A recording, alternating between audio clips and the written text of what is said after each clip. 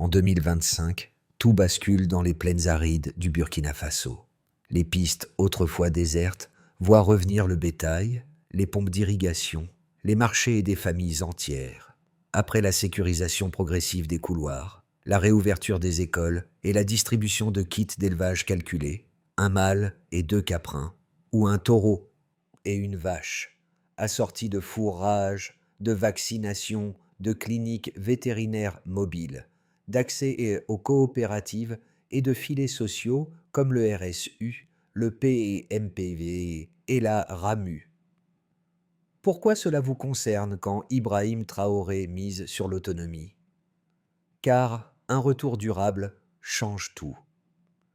Sous la présidence d'Ibrahim Traoré, le Burkina Faso ne parle plus de reconstruction, mais de souveraineté nourricière. Le pari est clair: transformer un pays meurtri par les déplacements et les sanctions en un laboratoire d'autonomie rurale. Le risque, lui, est immense. Comment rétablir la sécurité, relancer l'économie et restaurer la confiance sans retomber dans la dépendance extérieure? La promesse faite aux populations déplacées n'est pas celle d'une aide ponctuelle, mais d'une renaissance durable. Les rapatriés reçoivent bétail, semences, outils, formation, sa protection. Leur retour symbolise une rupture. Plus de carité, mais des droits et un filet social précis. Chaque initiative, du RSU à la RAMU, vise à garantir que chaque famille puisse produire, vendre et se soigner sans crainte. C'est ici que réside l'enjeu. Prouver qu'un État sahélien peut bâtir la stabilité par la terre et non par les discours.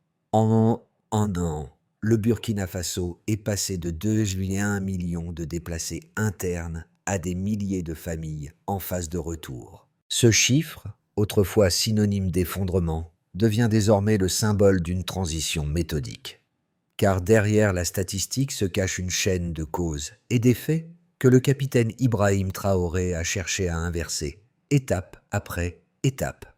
La crise a commencé dans le Nord et le Sahel, où les groupes armés affiliés à Al-Qaïda et à l'État islamique imposaient taxes et blocus.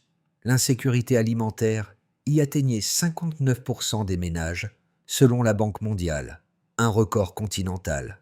Les routes commerciales étaient coupées, les écoles détruites, les champs transformés en poussière. Puis la France s'est retirée et l'aide occidentale s'est figée sous l'effet des sanctions d'ECOWAS. Dans ce vide, l'État burkinabé s'est réinventé. Patrouille mixte, couloirs humanitaires et dialogue communautaire. Le point de bascule est survenu lorsque les premiers convois civils ont remplacé les blindés, des vétérinaires au lieu de soldats, des chèvres au lieu d'armes. Ces images ont redonné sens au mot « sécurité ». Non plus une présence militaire, mais la capacité de dormir sans crainte et de cultiver sans rançon. Le plan de relance repose sur une équation. Chaque famille reçoit un kit d'élevage, des semences et un accès aux marchés régionaux. Le tout financé par un partenariat tripartite, FAO, PAM et Banque africaine de développement, destiné à transformer l'aide d'urgence en résilience locale. À travers cette approche graduée, Ibrahim Traoré veut démontrer qu'un pays du Sahel peut inverser la spirale de la guerre sans attendre un miracle extérieur. La clé, sécuriser la terre, puis reconstruire la vie autour d'elle. Ainsi, les anciens bastions d'insécurité deviennent des laboratoires de stabilité. Et pour la première fois depuis longtemps, le Burkina Faso n'est plus seulement un champ de bataille, c'est un terrain d'espérance. Dans le village de Gabou, au cœur de la commune de Barsalogo, l'histoire se rejoue à petite échelle. Ce n'est plus une armée qui entre, mais un convoi de vétérinaires et d'agronomes. 100 familles, dont 70 dirigées par des femmes, reçoivent 255 petits ruminants et 30 bovins. À première vue, cela semble modeste, mais dans ce contexte, c'est une renaissance. Chaque kit d'élevage, un mâle, 2 femelles, devient le socle d'un cycle économique complet. Reproduction, vente, réinvestissement. Autour, des cliniques vétérinaires mobiles assurent le suivi, tandis que les coopératives locales organisent la rotation des pâturages pour éviter les conflits. Ces gestes ordinaires sont la matière première d'une stabilité durable. Le capitaine Ibrahim Traoré insiste sur ce point. La paix ne se décrète pas, elle se cultive. Les rapatriés ne sont pas des bénéficiaires, mais des acteurs. Les femmes formées dans les programmes PMPV utilisent les transferts monétaires pour racheter des outils, rouvrir des boutiques ou relancer des activités artisanales. Le RSU, base de données sociales, garantit que cette aide parvienne sans doublon ni retard. Et à mesure que le système se structure, les indicateurs changent. Les marchés rouvrent, les troupeaux reviennent et les écoles reprennent. Ce que beaucoup considéraient comme une utopie devient mesurable. Des villages repeuplés, des récoltes normalisées, une confiance revenue. Ainsi, dans cette résilience patiente, se dessine une réponse rare. La reconstruction ne part pas d'en haut, mais de la terre elle-même. Tout a commencé par un enchaînement rapide. Sécuriser, réorganiser, revivre. 3 verbes, 3 étapes et un seul objectif: reprendre le contrôle du quotidien. Lorsque les forces burkinabèses ont regagné des territoires perdus, le gouvernement d'Ibrahim Traoré n'a pas seulement installé des garnisons. Il a remis en place des marchés, des écoles et des points d'eau. Ce fut la première phase, celle du retour de l'ordre. Vint ensuite la phase du renouveau économique. Les convois de sécurité furent rejoints par des camions de semences et de bétail. Chaque livraison obéissait à une logique précise: nourrir aujourd'hui pour produire demain. Les kits agricoles comprenaient un animal reproducteur, des semences calibrées selon les zones climatiques, des outils étaient forgés localement et des sacs de nourriture pour les premiers des mois. Chaque geste était mesuré, chaque lot calculé. Mais la relance ne s'arrêtait pas à la distribution. Des partenariats furent signés avec la FAO et la Banque africaine de développement pour lancer un programme d'agropastoralisme intégré. Des corridors humanitaires, sécurisés par les BIR, bataillons d'intervention rapide, ont permis aux ONG d'opérer dans des zones jadis inaccessibles. Dans ces espaces rouverts, on vit réapparaître le commerce, les foires rurales, les coopératives féminines. À mesure que les routes se stabilisaient, l'État mit en place un système de suivi communautaire. Les chefs traditionnels, les jeunes rapatriés et les associations locales de femmes furent associés à la surveillance des troupeaux et à la gestion des pâturages. Cette approche participative transforma les habitants en garants de leur propre sécurité. Puis vint la phase des filets sociaux, le RSU pour identifier les familles vulnérables, le PMPV pour transférer directement les fonds et former les femmes à la gestion financière, le RAMU pour éviter qu'une maladie n'oblige à vendre le bétail reconstruit. Chaque dispositif comblait une faille, chaque réforme consolidait la base.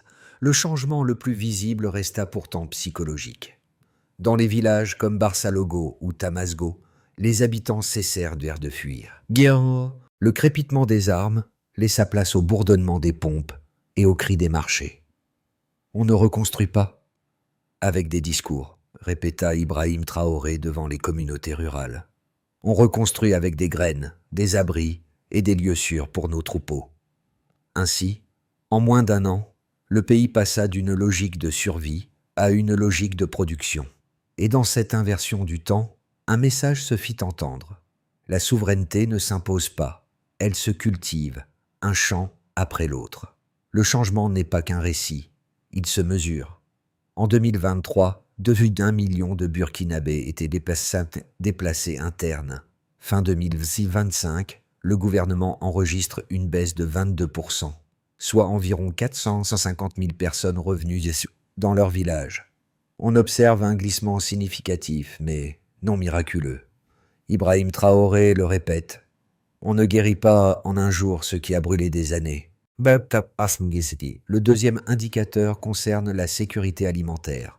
Selon les données de la Banque mondiale et de la FAO, la proportion des ménages en insécurité sévère dans la zone du Sahel est passée de 59% à 30%. Cela reste dramatique, mais c'est une amélioration réelle. Chaque point gagné correspond à des milliers de repas garantis, des enfants scolarisés et des troupeaux vaccinés. Le pays renoue peu à peu avec son cycle vital. Le troisième repère porte sur l'investissement rural.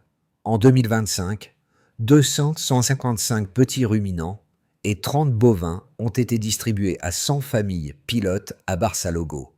Ce n'est pas une démonstration symbolique. Chaque animal est une unité de revenu calibrée pour assurer la reproduction.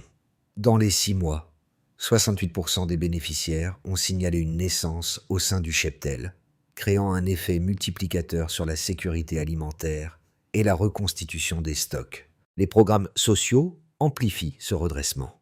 Le RSU couvre désormais plus de 800 000 ménages, tandis que le PAMPV a transféré 14 millions de dollars en soutien direct aux familles dirigées par des femmes. Ces chiffres ne sont pas spectaculaires à l'échelle macroéconomique, mais leur efficacité réside dans leur ciblage. Les ressources atteignent les foyers réellement exposés, réduisant les pertes et doublons bureaucratiques. Du côté de la santé rurale, la RAMU compte déjà 300 000 adhésions nouvelles en 2025, principalement dans les zones anciennement inaccessibles. Ce filet médical évite la vente forcée du bétail pour financer des soins, stabilisant ainsi les revenus à long terme. Sur le plan agricole, la production de céréales locales a progressé de 11% dans les régions réhabilitées grâce à la remise en service de 400 pompes à eau et de 2000 hectares irrigués supplémentaires. L'État n'a pas cherché la productivité maximale, mais la résilience minimale, celle qui empêche le retour à la dépendance alimentaire. Ces chiffres, fragmentaires mais convergents, dessinent un horizon concret. La reconquête de la sécurité ne passe plus par les armes, mais par les semences, les bêtes et les outils. Ibrahim Traoré l'exprime souvent dans ses discours. Ce que nous mesurons, ce n'est pas la puissance, mais la paix. Et c'est là le véritable delta, le passage d'un état de guerre à un état de mesure. Certains analystes occidentaux décrivent le Burkina Faso comme un régime militaire populiste, isolé diplomatiquement et obsédé par le contrôle. D'autres, au contraire, y voient un modèle africain d'affirmation souveraine, une tentative rare d'émancipation vis-à-vis des paradigmes de l'aide. Ces deux visions coexistent et toutes deux s'appuient sur des faits. Les premiers soulignent les restrictions sur les médias, les accusations de violation des droits de l'homme ou encore la centralisation accrue du pouvoir. Ils rappellent que la diplomatie du pays s'est refroidie avec la France et l'ECOWAS, tandis que certains partenaires européens ont gelé leur assistance. Pour eux, Ibrahim Traoré incarne une dérive autoritaire sous couvert de renaissance nationale. Les seconds répondent par d'autres chiffres, les routes rouvertes, les marchés réhabilités, le recul des zones de non-droit, la baisse mesurable de l'exode rural. Ils rappellent qu'avant toute réforme politique, il fallait assurer la survie physique des populations. Dans cette lecture, la priorité donnée à la sécurité et à l'autosuffisance n'est pas un caprice idéologique, mais une condition de la paix. Face à ces narratifs opposés, la réponse officielle reste constante. La souveraineté signifie assumer nos erreurs et nos victoires. Cette formule, prononcée par Ibrahim Traoré dans une adresse nationale, n'est pas une esquive, c'est une ligne doctrinale. Elle reconnaît la complexité tout en revendiquant le droit à la trajectoire propre. Sur le terrain, la population semble donner son propre verdict. Le prix du riz se stabilise, les enfants retournent à l'école, les éleveurs reprennent les pistes. Dans les villages du Nord, on parle moins de politique et plus de pluie. C'est là que se mesure la véritable légitimité, dans la vie quotidienne qui recommence. Ainsi, au lieu de trancher entre les critiques et les défenseurs, l'histoire du Burkina Faso invite à un examen plus profond, celui d'un pays qui expérimente, sous tension, une souveraineté pragmatique. Une phrase suffit. La paix, ici, a commencé avec une chèvre. Cette image, souvent citée par Ibrahim Traoré, résume le renversement du paradigme burkinabé. Dans un Sahel où la sécurité fut longtemps associée aux armes, le gouvernement a prouvé qu'un simple cycle de vie animale pouvait réactiver tout un écosystème humain. Quand une femme reçoit 3 chèvres, elle réapprend à nourrir, à vendre, à transmettre. Autour d'elle, des marchés renaissent, des routes s'ouvrent, des enfants reprennent le chemin de l'école. Ce n'est pas un miracle pastoral, c'est une ingénierie politique, La relance repose sur une séquence maîtrisée. D'abord la terre, ensuite les moyens de production, enfin la communauté. Les experts internationaux commencent à s'y pencher. La stratégie burkinabé s'étend désormais vers le Mali et le Niger, où l'idée d'un modèle sahélien intégré gagne du terrain. À mi-parcours du projet, une conclusion s'impose. La reconstruction n'est pas un acte d'État, mais un acte collectif. Et la souveraineté, ici, s'exerce à hauteur d'homme. Les effets du redressement se manifestent désormais dans 4 sphères interdépendantes. D'abord, concernant les nations voisines, le modèle burkinabé inspire un débat régional inédit. Au Mali et au Niger, des discussions officielles reprennent autour de la fusion entre sécurité, agriculture et gouvernance locale. Des délégations viennent observer les dispositifs RSU et RAMU. Ibrahim Traoré y voit une coopération horizontale entre pairs africains sans tuteur étranger. Cette dynamique contribue à stabiliser les frontières et à mutualiser les ressources humanitaires. Ensuite, dans les domaines nationaux, à l'intérieur du pays, la circulation commerciale connaît une reprise mesurable. Plus 18% de flux sur les routes secondaires, plus 25% dans les marchés agricoles, selon le ministère du Commerce. Les productions de mil et de sorgho progressent, soutenues par la réouverture de 400 pompes à eau et la distribution de 2000 kits agricoles. Les revenus communautaires repartent, non pas spectaculairement, mais solidement. Puis, au niveau du développement, l'effet le plus visible réside dans le tissu social. Les programmes d'autonomisation féminine transforment la structure économique rurale. Là où l'exode dominait, on constate une inversion du flux. Des citadins reviennent investir dans leur village. Les jeunes, autrefois candidats qu'à l'émigration, se réinscrivent dans la logique productive locale. Les coopératives multiplient les circuits courts et les formations vétérinaires créent des emplois pérennes. Enfin, dans le cadre de vie, les services essentiels reprennent. 300 écoles rouvertes, 250 forages réparés, 30 nouveaux postes vétérinaires actifs dans les zones anciennement instables.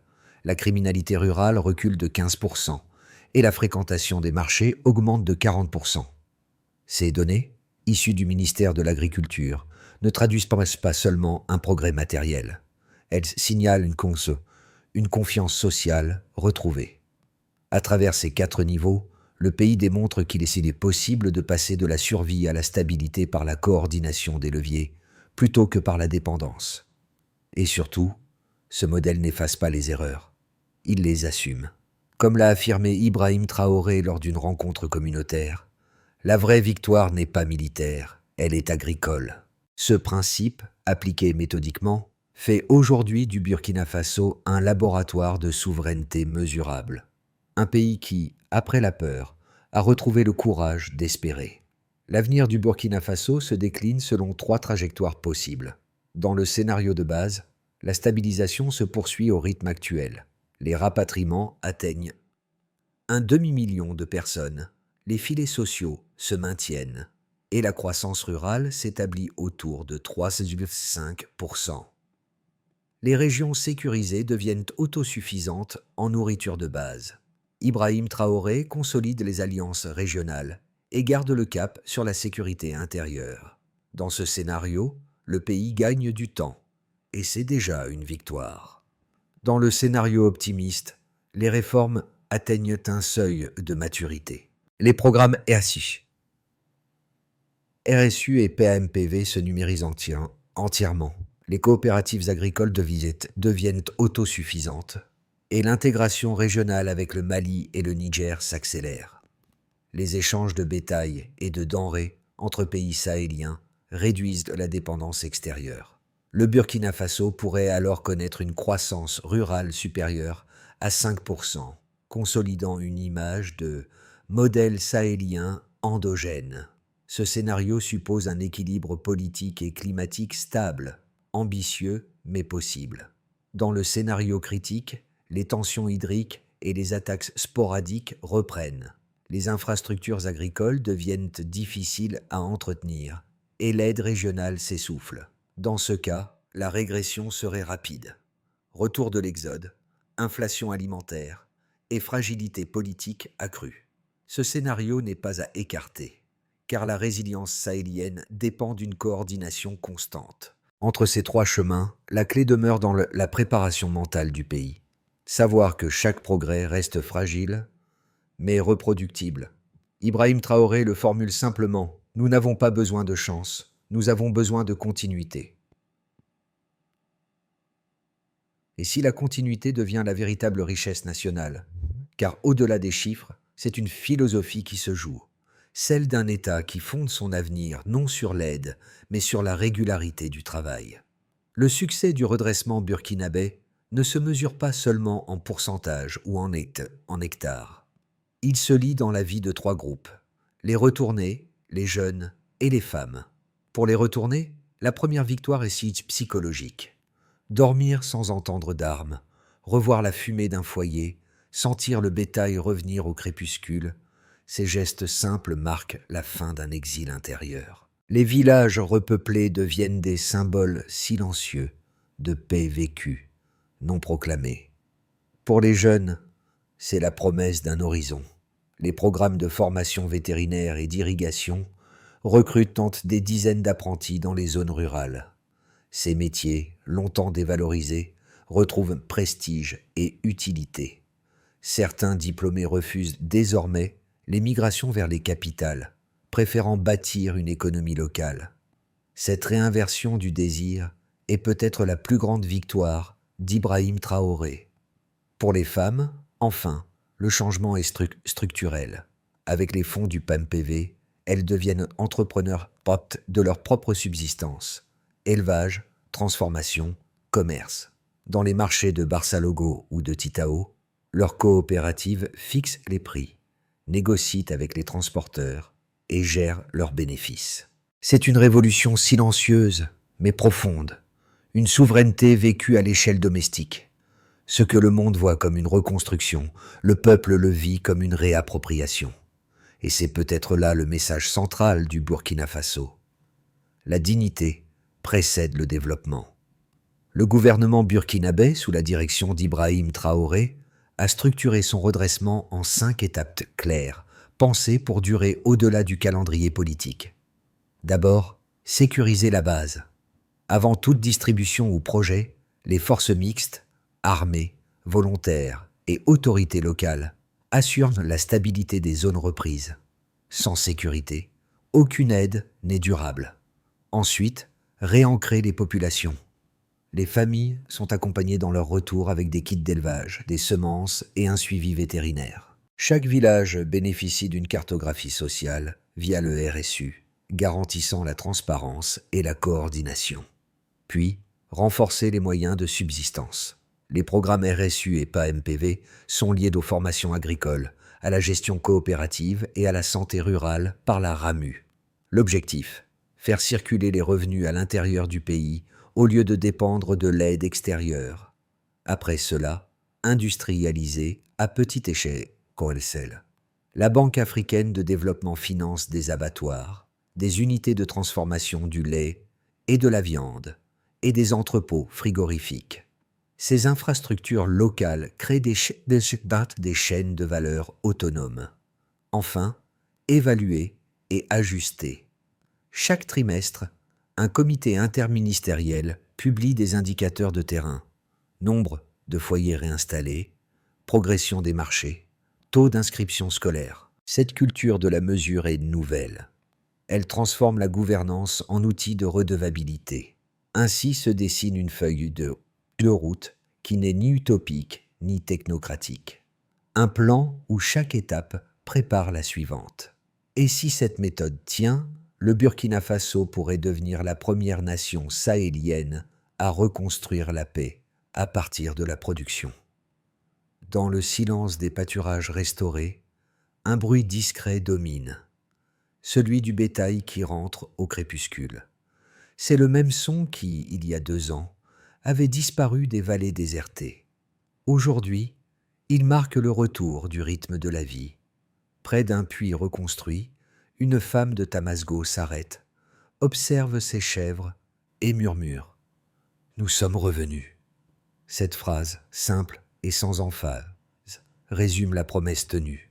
Ce que les discours officiels ne disent pas, la terre le raconte à sa manière. Ibrahim Traoré n'a pas fait de miracle. Il a réhabilité la logique la plus ancienne du Sahel, cultivé la vie pour désarmer la peur. En cela, il a redonné au mot « souveraineté » sa dimension la plus concrète, celle de l'eau, du pain et du travail. Le Burkina Faso, longtemps cité pour ses blessures, devient désormais un exemple pour sa résilience. Et dans chaque champ labouré, chaque école rouverte, chaque famille réunie, se répète la même phrase implicite. La paix, ici, se cultive à la main nue. Ce récit du Burkina Faso n'est pas un conte, ni une exception. C'est un signal. Il montre qu'au cœur du Sahel, un pays peut se relever sans attendre le feu vert du monde, que la souveraineté peut se construire par la terre et non par les slogans. Mais cette histoire ne s'écrit pas seule. Elle dépend de ceux qui la regardent, de ceux qui partagent, de ceux qui refusent le cynisme ambiant. Ibrahim Traoré l'a résumé ainsi. La souveraineté ne se proclame pas, elle se prouve. Regarder cette expérience, c'est accepter de voir une Afrique qui agit, qui expérimente, qui construit. Et si le monde commençait à écouter ce murmure discret, celui des chants qui renaissent, des femmes qui négocient, des enfants qui rient, au lieu de n'entendre que le bruit des armes, la réponse à cette question appartient à chacun de nous. Parce que la paix, comme la terre, ne pousse que là où on la sème.